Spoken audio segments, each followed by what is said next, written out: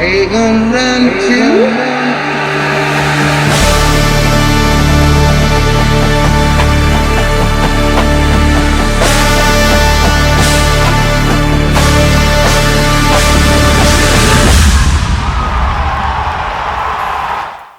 Welcome back to March or Die. I'm Stress Master. And as it says down there, I'm the tumor, not because I'm malignant, but because why Justin? Because you marched B9. And that's not malignant. So yes. Anyway, I'm the tumor, also known as Kanan or CJ. All right. And today, I'm sure you guys saw by the thumbnail, we have J.W. Koester from the Mandarins. This is actually after. There's going to be two parts to this video because we just talked so much about so many great things. So you will see part one, and then you will see part two a day or two later.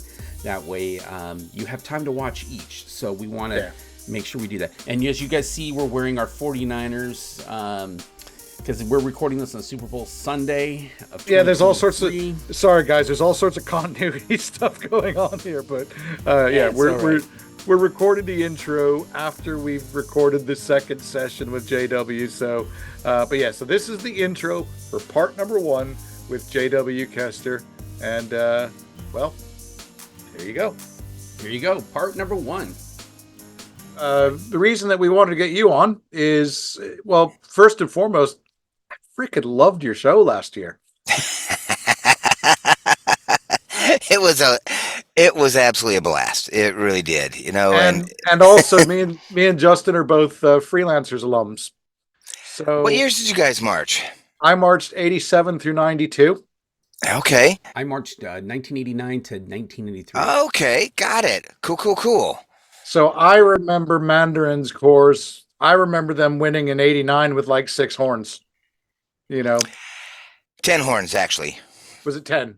It was absolutely awesome. No, you're absolutely right with that. It was amazing what they did with 10 horns, and I think they only had 30 some, maybe 40 in the whole corps, 8 or 9 guard, and of course there's never a lack of drummers around. No, there's not. There isn't. But for me the connection to Mandarins goes back all the way to those times. I mean, I remember 87 when the freelancers, we came back from folding, and we were a core of literally 98% rookies, and none of us knew what this whole drum corps thing was, and I remember going onto the field at Sacramento. It was back then the show was at a Hughes Stadium in Sacramento. Mm-hmm. And I remember going on the field, and this group in the back stands wearing pink stood up and shouted, "Andale, play ball" to the freelancers. And I just thought it was the coolest thing. And then I remember that became a thing from that point on, all the way up through my aging out. Mandarins in the back stand shouting, "Andale, play ball" to the freelancers. So there were... and what the Mandarins may not have known is that it was somewhat reciprocated as well. So, like, for instance, at retreats, whenever the Mandarin score was announced, the freelancers came to attention. Oh, wow. Okay. And we did that every single time, every single show in the entire time that I marched there. So there was that, that mutual admiration between the two groups. Mm-hmm. So, for those that aren't familiar with you and your experience, could you just tell us a little bit about yourself and what your experience is in drum corps? Keep it under an hour. Okay, all right. I'll do the 2-cent version in theory. Started my drum corps career with the Vanguard B Corps. I was a charter member of the B Corps back in 1971. So I spent 2 years with them, and then I marched 7 years with Vanguard A Corps. So in the percussion section, what's that? What years? Oh, the years. Okay, so 71, 72 with the B Corps, and then 73 through 79 with the A Corps. God, there must have been some all-stars on that drum. There was just a few. I mean, all-star members and then all-star staff. I mean, I got to work with Fred Sanford and Bob Kalkofen and Ralph Hardiman. And if you think those guys aren't all-stars, then I'm sorry, we're not going to have a conversation. Okay? Exactly. Those were my instructors.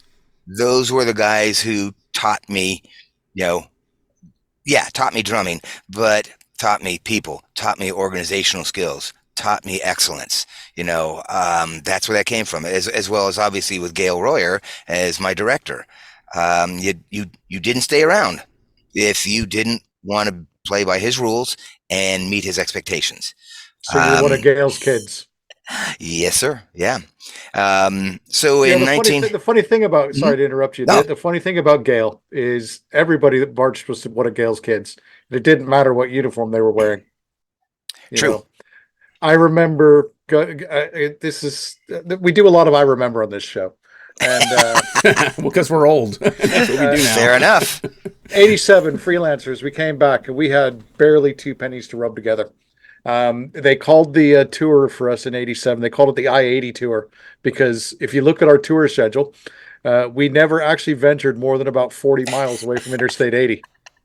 And we lost our chuck wagon, which back at that time was a 1959, I think it was, a GM bus converted into a kitchen. You remember Yeah, Yes. that that was one, don't you? haunted. That was haunted, by the way. And it was haunted as Yeah, well. I believe it. But but No joke. it broke, and we were without our food truck for nearly 2 weeks of tour. And we were actually literally that year we were doing standstills at McDonald's to get food.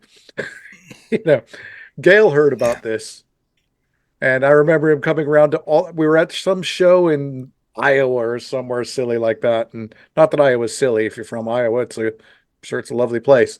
Um, unless it's full of Kansas City Chiefs fans, and then it's a horrible place.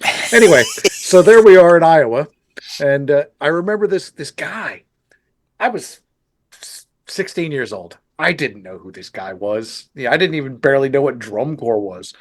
And this guy, I remember this pot belly and all that stuff just sort of comes over, and he goes, "I'm from the Vanguard, and I know you guys don't have a food truck, so you can go eat at our food truck if you want. We've Wow. made sure that you guys have there's enough for you guys as well." And he did this every night for like 2 weeks. And then I remember going one night, I did go over to the Vanguard food truck, and I was like, why am I not marching Vanguard?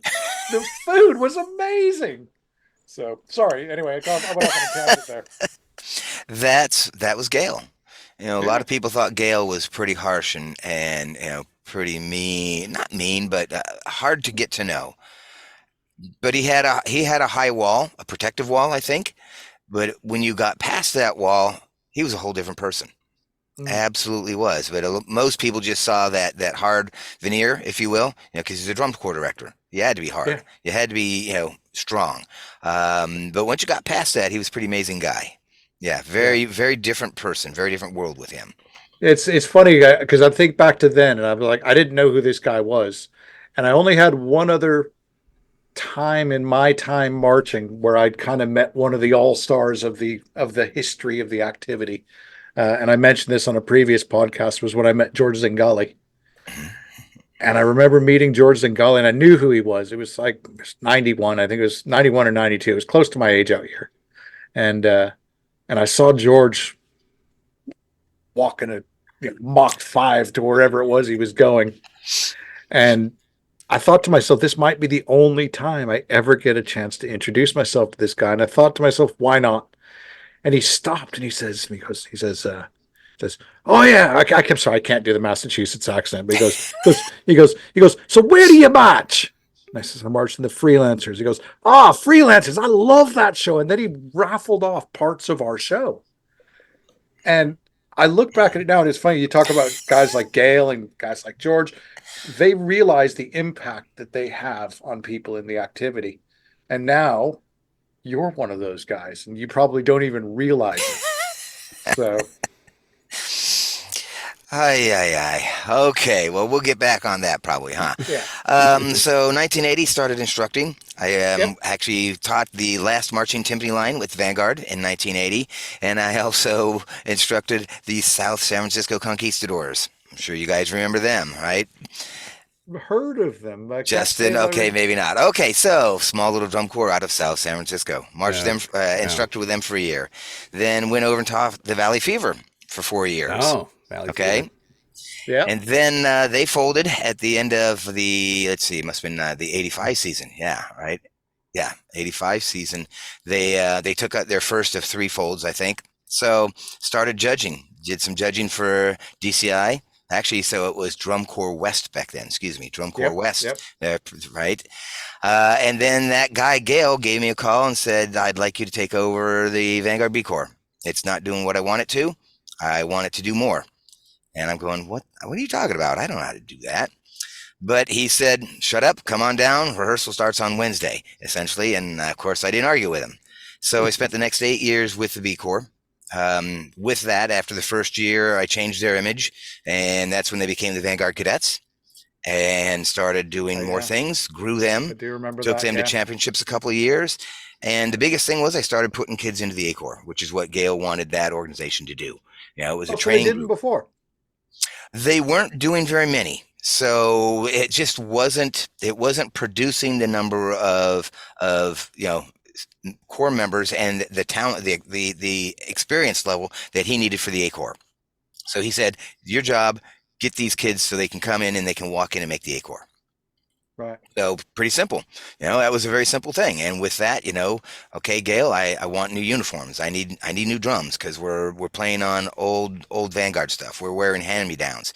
And he goes, okay. So he supported me with what I wanted and needed because all of a sudden, the first year we had 46. The next year we were up to 80, and before we knew it, we were marching 100 plus every year. And kids were going into the A Corps, and in June when he had an injury, he'd say, "Sorry, J-Dub, but I need your best trumpet player, or excuse me, soprano player."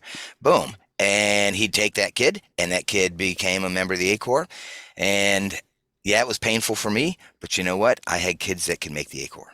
So that was huge. That was the job. So he was extremely happy with that. So I was with the Vanguard Cadets through 1984. Took the year off, 95. It was just a time for a little break. And then 96 through 99, I was the director for the Vanguard. So the organization hired me. Lenny Krzyzewski had taken over after Gail had retired and passed away. So he was there 3 years, and I was hired, said, "Get the Vanguard back to where we think they should be, which is competitive." Okay, let's do it. And with that directive, in 4 years, we won a championship.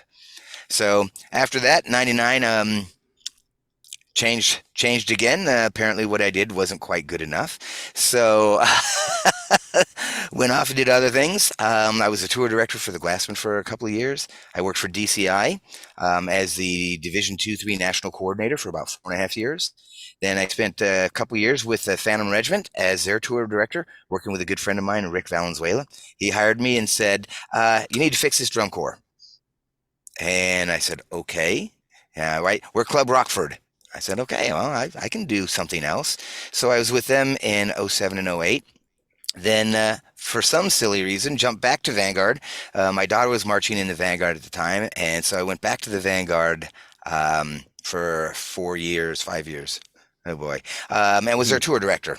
So with Jeff Fiedler, George Brown, Kathy Cirkness, all those folks. And then took a year off, and then 14, 15, I was with the Spirit of Atlanta. And that was a very interesting experience. Amazing people, amazing members. Organizationally, Jason Bird sends his regards, by the way. Oh, awesome. Yeah. Organizationally, he did say to us last week to make sure we said hello to you. Okay, that's fantastic. That's too funny. So only 2 years with them, and then they said, "Thank you very much. Goodbye. We're going to go do different things." It's like, okay, get it. I'm California. You're Atlanta. Nothing but respect though for that organization. So 100% there. And the folks that are doing what they're doing now they're doing a great job. And then I got a phone call from the Mandarins from Jim Tabucci, who was the corps director / executive director / trumpet instructor and whatnot. And we'd been talking for years. He kept saying, "J-Dub, come work for the Mandarins. What do you want me to do?" "Anything you want." And I kept saying, "Well, Jim, when you have a job for me, then we'll talk." So in September of 15, he said, "I want you to be the corps director." I said, "Oh crap. Okay, now I have to make a decision." Yeah, talked it over with my wife, put and your she money where your said, mouth is. exactly. So when he did that, and so I've been there ever since. So since the 2016 season up through now. So you got there in 2016, um, and they didn't make finals in 16, I believe. Is that correct? Didn't make 16, 17. Our first year making finals was 18. 18, yeah. So Mhm. so 16, you got there. You must have. I mean, I suppose part of you must. I mean, you've been around the block. You've been there, done it, seen it, got the T-shirt. As far as drum corps is concerned, what did you see when you got there? I mean, did you see the makings? Did you envision that this was a corps that was going to make DCI top 12 when you got there? No, not immediately. There was, I mean, so when I came in, the show had already been designed or had been chosen and was well deep into design. And, design team, caption heads, staff, everybody was actually all hired. So I walked into a pre existing condition, which I knew. I mean, it wasn't that I had no clue what I was, walking into. But I saw there were some things organizationally that were challenging. They were still they still didn't have a food truck. So they were still doing the older style drum corps, pull all the stoves and the ovens out of a truck, set it up, try to get into school cafeterias and whatnot, so on that backside, it was still a few years behind. Um, I thought there was definitely was some talent in both the captions and with the design team, but it wasn't very cohesive. It wasn't a very cohesive environment right at the time. So I said, okay, there's some work we got to do. So 16 was really kind of figuring out what I wanted to do, what we had, but also, since I had walked in, the show was already there. What was I going to do? What did I want to do with it the next year? And so 17 became a pretty major overhaul year. Um, brought in uh, Ike Jackson as the creative director, program director, and we made some fairly major staff changes. In terms of new drill writer with Peter Beckhart.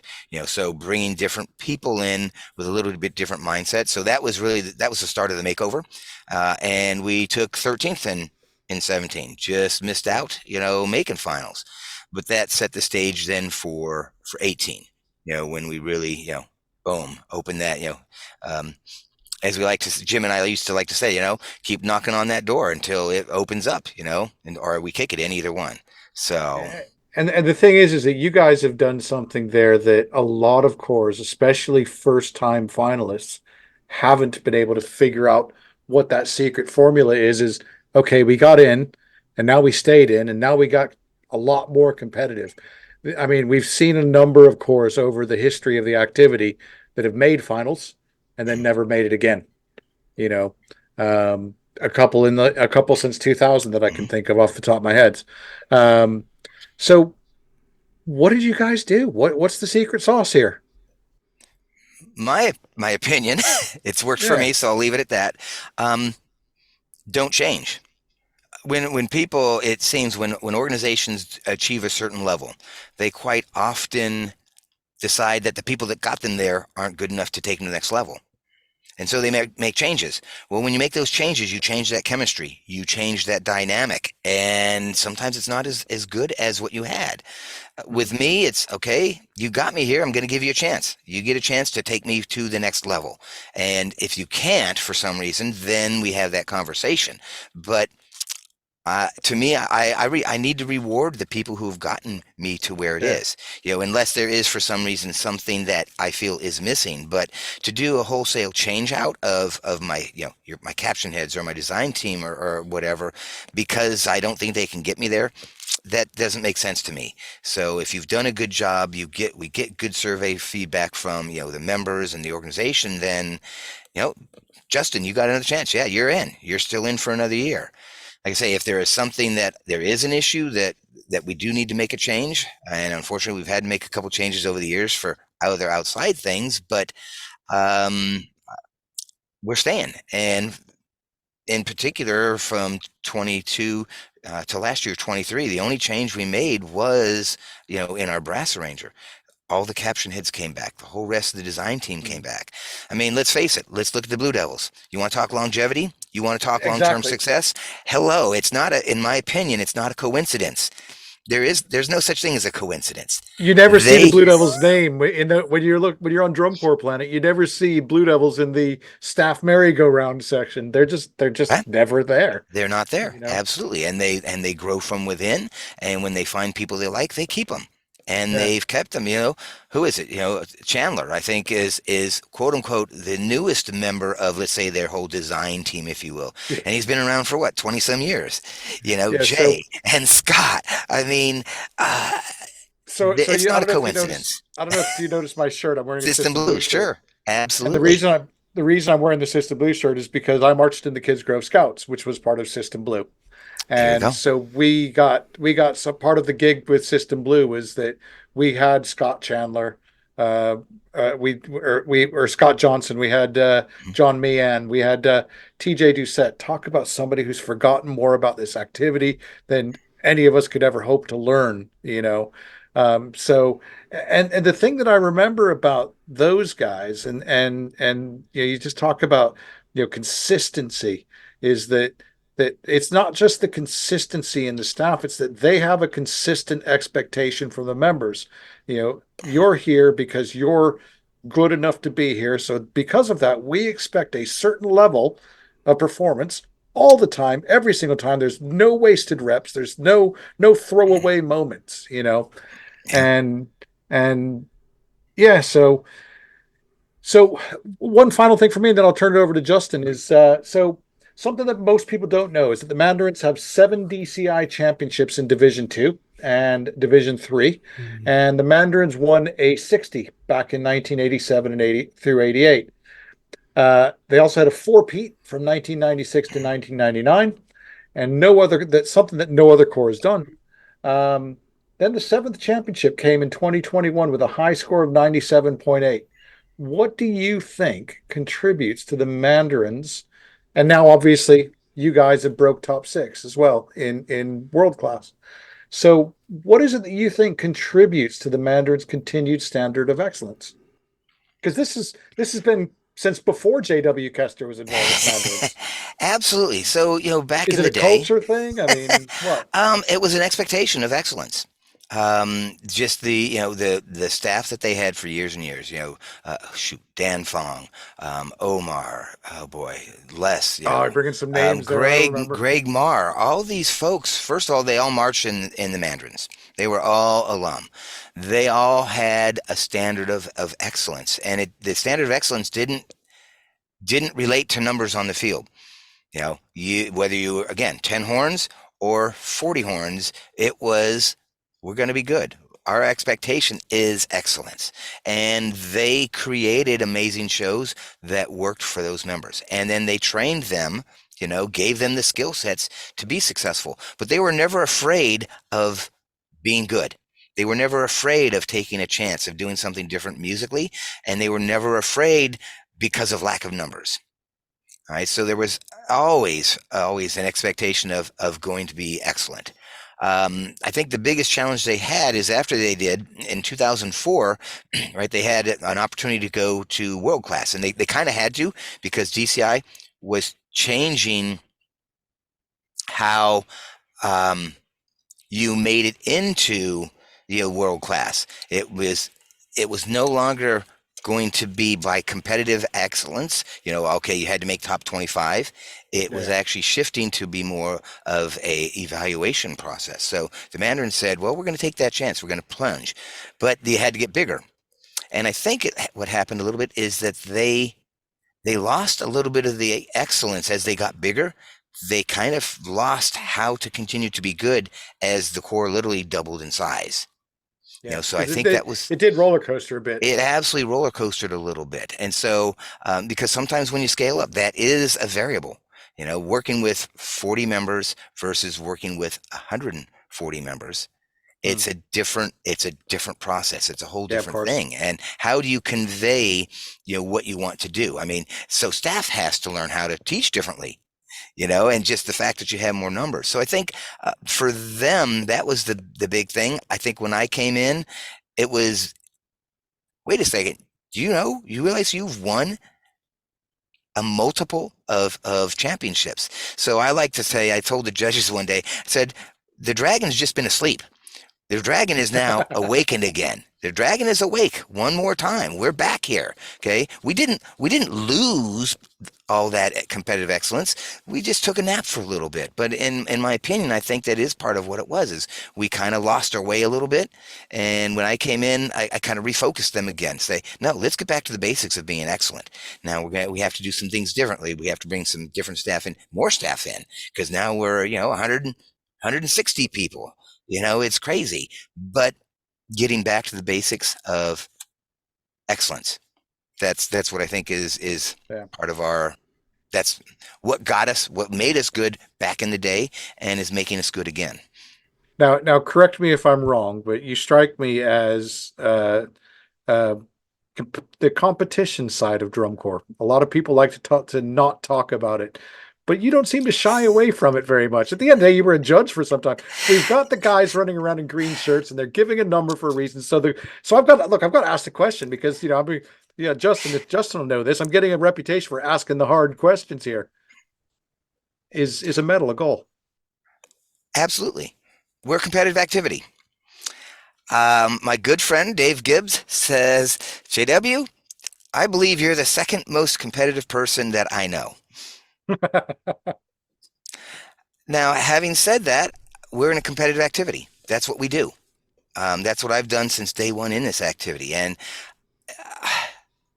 why be in it if I'm not going to be competitive? Yeah. Otherwise, I need to go do something else. I need to go play with my flamingos in my yard. I need to go plant succulents and whatnot. Do that, do decorations. We're a competitive activity. Competitive competition is not the only thing. Obviously, we need to take care of our members. We need to treat staff right. We got to do all that. But at the end of the day, we're a competitive activity, and I'm a competitive person. I don't think that, I don't obsess over tenths. We don't back in the day, and I bet you guys did, right? After every single show, right? Full core retreat. You came off the field. We would circle it up. And I remember Gail Listen to the having, tapes. but first thing was Gail would have the recap and he'd go over and where we placed in every sub caption. And you know what? Cavaliers beat us by 2/10 here, and we beat, blah, blah, blah by a tenth here. Boom, boom, boom. We went through that. We were ultra competitive. All right. And we knew every tenth. We don't do that anymore. Well, first of all, we don't even do retreats, but, but we don't obsess over, the tenths anymore. Well, staff does a little bit, but I mean, in terms of the members, we talk very little about scores at all. We talk about personal excellence. Can you make your show better? You need to get this better. Okay. We didn't have a good, the start of movement 3 last night was not good. We were shaky there. We need to tighten that up. But talking scores, I mean, the members see the scores. I mean, they're on the bus on driving. They got their phones on. They're looking at the scores, but they're also texting all their friends and all their other corps. How was your run? How was your run? Right. Yeah. Because they have friends in every other drum corps. So competition's there. It's not the only thing. I will say back in the day, it was the only thing. Probably even when you guys marched, it was still the biggest part of what we did. It was the thing. Nowadays, competition is part of it, but It it is hasn't gone away. absolutely. And I'm old school, so competition is. In 21, excuse me, 20. God, all right, 21, yeah. okay, 21, the celebration year. Sitting down with the design team, okay, we're going to put it on the field. We're coming back out. Design a competitive show. Design a show that challenges our members. Design a show within the boundaries, right, of a shorter season and whatnot. But let's not just do retro because it's easy. Design a show that would be competitive if we were in competition. And they did. They came out with a friggin' great show. And you know what? People loved it. It was pretty phenomenal. So for me, competition is in my blood. Again, it's not the only thing, but why do it? I think I really first started to notice the core as far as me thinking, holy shit, these guys might make finals if they keep messing around. It was probably around 2015, 2016, which I think was about Mhm. the time that you came into the picture. And then I think that and look, I get this must be very bittersweet for you, obviously, because you've got connections to both organizations. But I think that Vanguard taking the year off certainly didn't hurt the Mandarins. You know. Now, It, how many members did you guys get from Vanguard? As I understand, it wasn't actually that many. we from their A Corps, we only got one. We Really? only got Wow. one former Vanguard member. Now, we did have quite a few Cadet Corps members of their Vanguard Hmm. Cadet members. I think we had 14 former Vanguard Cadet members in the Mandarins last year. But from the A Corps, only one. That's all. So all this stuff that everybody's saying, oh, Mandarins got good because Vanguard folded and they got all their members, was Wrong. just complete rubbish. Complete. Just same thing. The babble out there was, oh, and they hired all the Vanguard staff. We didn't hire a single staff person. We didn't bring any of their staff, and that was our staff, our existing Yeah. staff that did that program, our existing design team. We didn't bring anybody new in. It was our existing program that did that. So yeah, it is. It's kind of humorous, but the reality is, it wasn't that team that made our team better. It was our team that we had that we'd been growing the last couple of years. That really, last year, you know, you guys know the magic happened. Yeah. Right? We had a good show. People reacted well, and they responded so. Yes, right. That was the start of it. The other side was, with really that the design team really starting to come together. With that show, and then last year's show. I mean, the only change we did make a change in our brass arranger. We brought Vince Oliver on board last year for the 2024 season, Because you had, and was it he Key Poolin before, was it? yeah, it had been Key Poulin, yes, and Keywood had been with us for many, many years, and it just I felt we were a little stagnant in terms of where we were going, what we were trying to do, and it's not a good or bad or saying that any one person is bad, but I just felt we needed a jump start of something else to go elsewhere, and Yeah, no, Vince it came makes in, sense. and changed everybody's perception of how they should be designing, how we should be designing, what risks we should take or shouldn't take, and how we should take them. So Vince, in that regard, was absolutely a game changer for us, opening up a whole new level of creativity. Where most people would say, we can't put this piece together, that piece. And Vince goes, oh, I think we should, and here's how we're going to do it. And so that was the big game changer for us. It wasn't from other teams. It was that internal, change with that individual, and then stimulating the whole creative team to go, yeah, we like it. Mm, Why not take that mm. chance? And with Becca Anderson,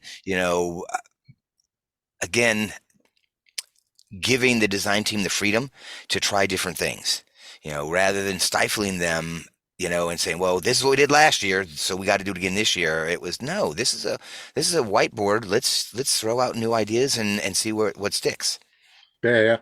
And I mean, I think with staff as well, especially when you get into the design elements of staff, you can strike gold or you can absolutely strike out with one person, you know. And I think that, because I mean, I've been in situations where freelancers, for instance, we brought in for years the freelancers brass was John Zimney, and John Zimney. Um, and then they brought in Chris Knowles and they brought in Charlie Anderson on the visual side of things. And I'm saying some names that are bringing back some memories for you. I can see here, you Indeed. know, but they didn't get rid of any of the core stuff. They just brought in some different voices from outside of the organization, and then they tried that again in '94, and it absolutely was a disaster. You know, so Chemistry is huge. Now, obviously, we have seen some drum corps, some organizations who may not have the best chemistry, but because their drive to be the best they could, overcomes that lack of chemistry, if you will, where they don't necessarily like each other. But for me, chemistry is absolutely huge. And my team, they like hanging out together after a meeting, or if they're, in town together, they want to go out to have dinner together. They want to go to Top Golf. They enjoy being with each other outside of the work. And I think for us, that's a huge thing. That connectivity of just having fun. and then they get back in the design room, or even with the caption heads, the same thing. They get back on the field together, and there's a camaraderie that the members feel, and the members are enjoying being with each other, be it color guard to perk, or perk to brass, or whatever. Getting outside of their own sections, and that's been a huge positive for us. Yeah, yeah, I'm super competitive too. I've taught for 33 years. This is the first year I haven't taught. I actually decided I need a break because I taught for 11 years at in Fair Oaks at Bella Vista High School, and they're super competitive. The band director there, great guy, Ed, very competitive. I mean, just the stuff that we would do. But anyway, going back to the 2021 season, I actually wasn't there live. I got to see it. But it kind of got me thinking, like, the pandemic, I think, really caused a seismic shift in drum corps that we're still seeing the repercussions from today. I mean, that pause really caused a lot of issues. One, it created a significant issue for fundraising because people weren't going anywhere to go, right? So bingos, like your guys' bingo, I'm sure have some issues with getting people there. Blue Devils, Santa Clara, everybody. And I think it really caused also us as fans to kind of go, well, wait a second, we don't have drum corps for the first time in my whole life. I don't have drum corps, right? So we were dying for drum corps. And then when I saw that 2021 season, it really kind of made me think about things in a different way. And I think now drum corps are kind of reevaluating, can we continue down the same path we were before the pandemic, after the pandemic, now that it's a completely different climate, right? It's a different shift. And I was thinking about this, like, because I drive by the Mandarins bingo hall every day when I go to work. Okay. Right. So I'm going by the Mandarins bingo hall. But I'm really interested to see how the Mandarins took that challenge, because I think they came out pretty successfully, because they have I mean the Mandarins have been around since the 60s, so they have a huge alumni support and city support and drum corps support. How did they handle those challenges, do you think, to come out ahead? Organizationally, certainly, I'm not going to lie, the federal government with their SVOG funds and other programs to help nonprofits, performing arts groups to weather that storm of when being completely shut down. Our board was very active in saying, okay, what can we do? Well, first of all, how do we tighten up? We have to tighten our belts tremendously. But then the next question was, okay, like you said, bingo. I think Blue Devils pioneered it, car bingo, playing in your car. All right. So we started doing the same thing. We got together with them. They gave us some pointers, and we started running bingo again in the cars, in the parking lot, which got cash flow happening again. But organizationally, the board's going, well, okay, we have to do this. We're not going to shut down. We're not going to fold the Mandarins because of this pandemic. And so it was their thoughts, Jim Tabucci driving hard, bringing Dan Fong in as the new CEO, but bringing in more people onto the board. Say, we got to figure this out. We're not going to do it. We're not going to not do it. Excuse me. There we go. That double negative. And so kept working, just again, kind of kept knocking on the door. Okay, boom. We had just purchased a building. And so worst time ever to buy a building and then go into a pandemic. But we figured out how to make that happen. So because our resolve was we're not shutting down because of that. We're still struggling today. I mean, sustainability is a common topic. Costs have skyrocketed. Buses, fuel, food, you name it. I mean, it's absolutely crazy. But the Mandarins like having a competitive drum corps. We are the flagship of the organization with all the other programs. But as long as we're able to do that, and continue to have a quality product and and travel safely and have health and wellness and all the things that the members need, we're going to continue to be a drum corps and a competitive drum corps. Yeah, I've seen that. I mean, I think 20 the pause in 2020, even though it did help. I mean, we've seen drum corps now fold, right? Southwind, Cadets, Vanguard even, was paused for a year. But I think it did, and we were talking to Jason. If you haven't seen that podcast, great. Jason Burns is awesome, but he was I talking a gotta lot go. about I that. will watch that. Yeah, I will hunt it Yeah, down. yeah, no problem. But he really talked a lot about kind of their strategy after the pandemic of like really reevaluate, kind of like what you guys are doing, everybody's doing. It's like can we continue to sustain our competitiveness with the economic climate, and like how do we juggle that? Because I mean, you have to have money to pay staff, to pay for equipment, like you said, and travel down the road and feed the kids and all that stuff. But it's I think everybody kind of handles things the best that they can. I mean, and I think it shows a lot of strength of the drum corps activity of how everybody, and we brought this up the last time, is how it's really kind of bonded. I think the activity, right, really strengthened the corps together like never before. I mean, I don't think I've ever seen the corps as strong together, trying to make sure that they are able to sustain and provide this wonderful activity we all love. I mean, I've loved this activity since the 80s, and I want to keep loving it. I want to keep seeing it. Absolutely. That's a really good point. I think, again, we are competitive on the field, but what we're doing a better job of now as management teams, as directors, executive directors, and whatnot, um, we're just as competitive on the field.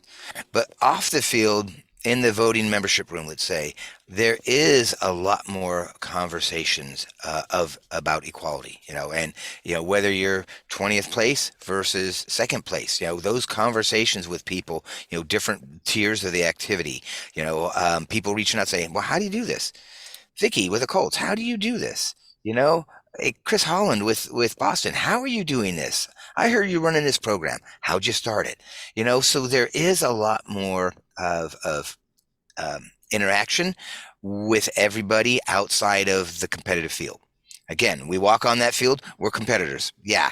And I don't know of a director who isn't competitive. How's that? But when we do come back off the field, hey, how'd things go today? Boom. How are you traveling? How are your members doing? How's this? How's that? A couple years ago, Cavaliers, man, we're running out of Squintric. Our order didn't come in. Can you spare a case or two? You go, well, yeah, why wouldn't I? I'm not gonna deny somebody a case of Squincher, because on the field we're competitive. No. So, last year when the Vanguard, took that year off, it put a big wrench in what we were looking to do West Coast drum corps wise. So Dave looks at me and says, okay, JW, let's go. We got to do this. We can't let things fail. So the Blue Devils did 4 shows in a row in that California tour. They went out, you know, they went everywhere. They did every West Coast show. They don't typically do that, but Dave said, we got to do this. This is the right thing for the activity to help all these shows go. Tremendous, sacrifice really on the Blue Devils part, because that's not what they do. That's not how they, 2 shows in a row is a lot for them. They do 3 shows in a row, a couple times a year, but that's what Dave did. And that's what the Mandarins did too. Okay, we're going to figure out how to do 4 shows in a row. We're going to figure out how to run out to Arizona and support Academy. So again, the competitive side is still there, but a lot more cooperation happening administratively, logistically on the non-competitive side. And I think it is Yeah, because of the pandemic. It messed with us. We didn't know what to do, and with all these new challenges, nobody has all the answers. And so, but now we're at least more willing to open and ask other people for how they're doing it to get those answers rather than just doing it on our own. And that's a pretty big, in your word, seismic shift from us organizationally, if you will, as the activity. That's a pretty major shift from an activity standpoint to be more open with what our problems are and how can we help somebody else, or how can someone else help us. and I think So it's I know the. Oh, go ahead, CJ. Question I wanted to ask was, how much do you feel, as far as lending to success on the field, is infrastructure off the field? So, like for instance, I know Mandarins, you guys just opened a new headquarters building. Having that space and so on and so forth. How does that affect the on-field product? I believe it's So I suppose, absolutely how does huge. the off-field product Mhm. affect the on-field product? I suppose what I'm trying to say. It's huge. I mean, from first of all, financially, to the organization having that financial support. I mean, the drum corps by themselves lose money. You can't fund a drum corps just by member fees. So, Yeah, of and course then not. you got performance fees, all those things, but the organizations do support them. So when I say lose money, it's Every relative to money, the every the every revenue penny that you the drum corps every itself penny you make is generates. spent. Yeah, absolutely. And so every organization, right, does support that. I mean, that's just how we do it. The drum corps in itself can't raise all those funds. Um, but having a strong support on the backside, people willing to say, yeah, okay, we need a new food truck, we need a new equipment truck, we need a new this or whatever, then they figure out how to make that happen. It's absolutely important. Making, again, the last few years, health and wellness has exploded. And for all the right reasons. We need more medical, expertise. We need those athletic trainers, but there's a huge cost to that.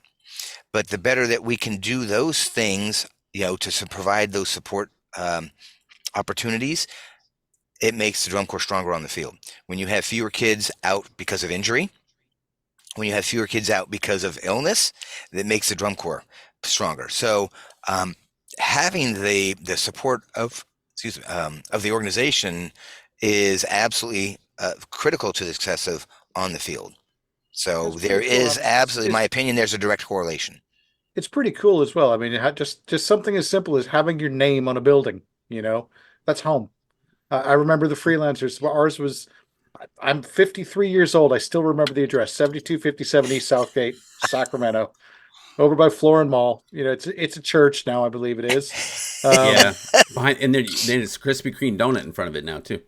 yeah, but the point was is that was home. We Yeah, we left from tour to there, and we went home from tour from there, and it was just something yeah. symbolic about that. So sorry, I mean, you were gonna ask a question, Justin. I just No, piped that's up. okay. It actually kind of helps me segue into what I was going to kind of get at next, and we got to start wrapping up here. But no, it's actually kind of on to the same thing, and I think we already talked a little bit about this, but the Mandarins is every drum corps has its own like, I don't want to say identity, but their own culture, their own way, and I think that's really kind of cool because I mean as a drum corps fan, you can go, oh, I want to see classical music. I want to watch Phantom, or I want to do X, Y, and Z. But I think the Mandarins, I mean, they're the newest player in this experience, right? The top 12 experience, and I think a lot of people are starting to see the Mandarins the way I used to see them, which is this. They were small but mighty, but now they're big and mighty. What do you think really differentiates the Mandarins experience compared to like maybe some other organization out there? I think we're doing our best to continue to be unique. The NFL, for example, right? What is it? It's the You Copy Me League, right? When 23 left, sweep to the left becomes that's how the winners do it. Then that's what everybody starts doing. You start seeing everybody start going 23 left, right? When the shifts first started happening, they had five people on the right side and only one on the left, right? That became the thing. And I think we, in our activity, we look to see what is successful. We all do, but but with that, I think the other half of it needs to be, you still need to make sure that you're you. Phantom needs to be Phantom. Phantom playing jazz would be like the Vanguard trying to play jazz in 1976. They did Dark it kind of Orchid. cool. They did it kind of cool in '89, though. Well, in '89, but that was a whole different world, right? Then, Yeah, and it was still it was a within. whole you could almost say it was a whole new world. It was a whole new world. But it's how you do it. I think the key Yeah. there is right. Vanguard tried doing it in '76, and we called it Black Orchid because we couldn't play jazz. We didn't know how to. With the Mandarins, are we strive to do the things that we need to be competitively successful, right? You have to have a certain amount of movement. You've got to play well, but the materials that we're using, I think, are, the shows that we're putting together are keeping us unique and, a little bit different, so we play a lot of music that isn't necessarily well known, but it has a feel, a groove to it, a beat to it, if you will, that is Oh God, special. Eh, the 2023 show was one of the grooviest shows I've heard in a long time. Yeah. The whole that whole Preacher Man section in the middle of it was just un. I remember the first time I saw that, I just thought, oh my God, this is so freaking cool. You know? And there you go, right there. So we're trying to be cool. We're trying to be cool because the staff likes doing it, the members like doing it, and it is a little bit different from what everybody else is doing. And I please, I don't mean that as a negative at all, but Yeah, in no, terms yeah, of trying to keep a little bit of that uniqueness, getting back, with I think where Justin's going is you still need to maintain an identity of yourselves. Now, of course, it's harder nowadays because we don't have the same uniforms that back in the day when you wore the same uniform for 10 years or 20 years, and then you made a little adjustment to it. With the costuming, it's a lot different. But at the end of the day, you should still be able to go, that's the Mandarins, that's the Blue yeah, Devils, that's the Vanguard, that's the Colts, that's the Troopers, right? Troopers yeah. have I done a think, great job bringing themselves back into, competitive relevance, and yeah, still you see the Troopers, it's the Troopers. yeah, So the yeah, last few yeah. years, they've done a great job of doing that, Yeah, and so I think drum corps are quite good at that as well. There's certain things that certain corps do. Like for instance, I've always said, if you were to, I'm a brass guy, so if you were to tell 12 corps to play a C major chord, I could tell you with my eyes closed which one is Blue Devils. You know, back in the day, I think it's less so now.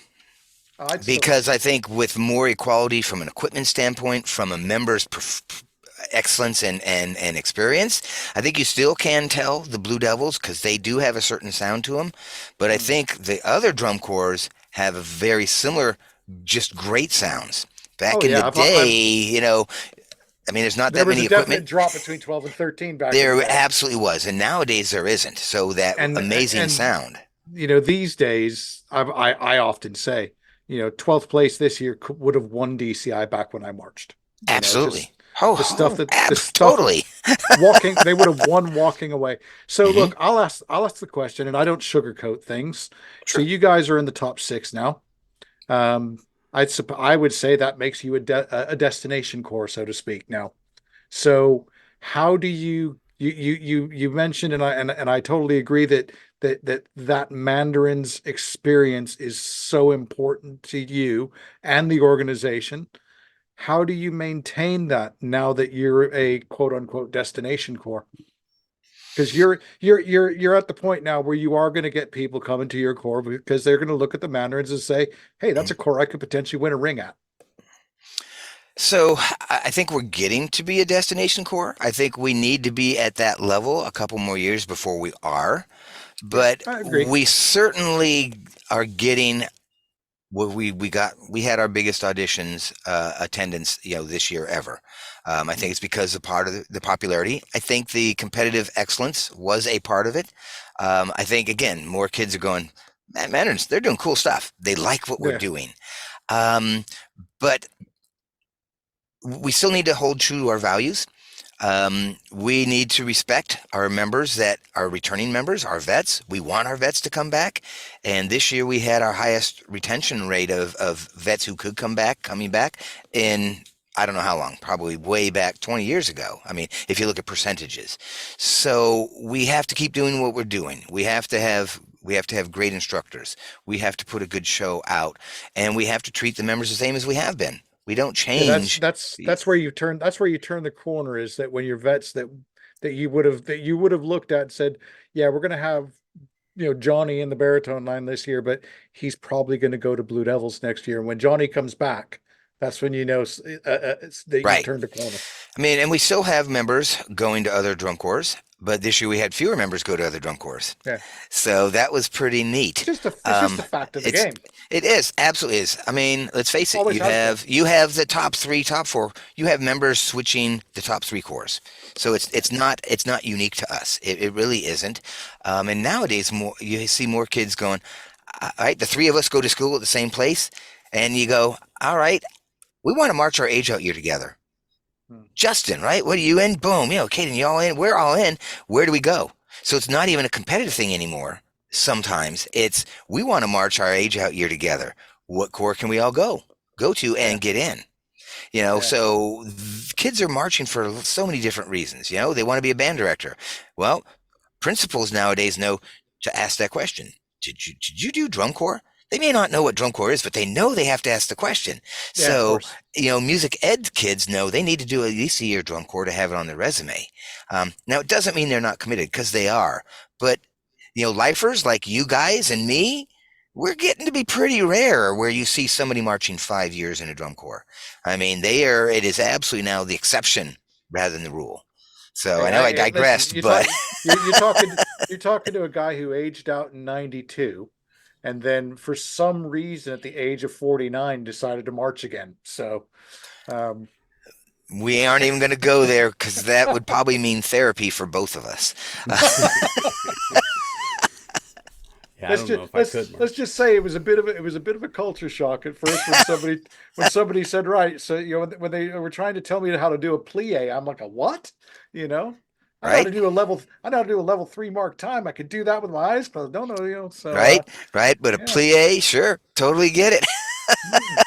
A jazz run? You didn't jazz I run could back in the I could day. no, we didn't, but I could jazz run like a gazelle now. Um, so JW, we're conscious of time, and one of the things that we would like to do with you, and it's kind of become a tradition of our pods, is that we will watch a show and react to it with you. So obviously, uh, I think what we'll do is we'll look at trying to wrap up the questions here, and if you're free tomorrow, maybe we could jump on and watch the 2023 show together. You let me know what time. I have to Does take my that work? wife to the airport at 6:30 in the morning, and I'm available. So Well, when you're mhm. looking at shows, though, the question I would ask is that I think that one of the questions that we've got here to ask you about is there anything that you can tell us about 2024? Simple yes or no. Um, I mean, I get a little bit. It's going to be another unique show. I think we're going to be going a little bit left from where we have been. The concept of where we're putting the show, if you will, I think it's going to be very familiar to a lot of people, and I think it's going to be absolutely equally enjoyable. I mean, Hmm. we aren't going to have spinning props like we did last year, which became the hit of the season. Um, but Did you ever go for a ride in them? I didn't. I didn't. I climbed into them, but You're like, I no, didn't. that's enough. So I mean, he was it's getting rapidly spun around oh at my the God, end, wasn't it was crazy. So we auditioned those kids. Okay, first of all, do you like roller coasters? Do you like crazy rides? So we did audition them when we first got the very first one on site. It's like, okay, there's kids just going, no way, we are not doing that. So we absolutely did audition them and put them in and spin them and see if did they smile or did they gag, to find the five that we actually chose and had in the show.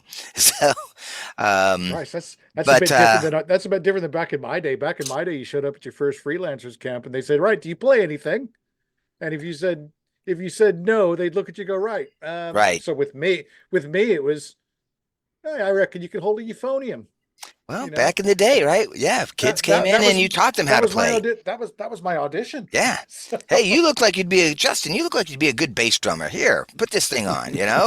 Okay, yeah, okay, Jeannie, yeah. Oh, you're color guard. I mean, it was crazy, but that's how it was. So, Yeah. I marched 1 year of euphonium long enough to realize that I didn't like playing euphonium. So a beast of an instrument. All right. Well, that was part number 1. Stay tuned for part number 2. That's going to be coming out in a day or 2 from the time you see this video right now. We had a really great discussion with JW. We had to break it up into 2 parts. There's just too much to get to.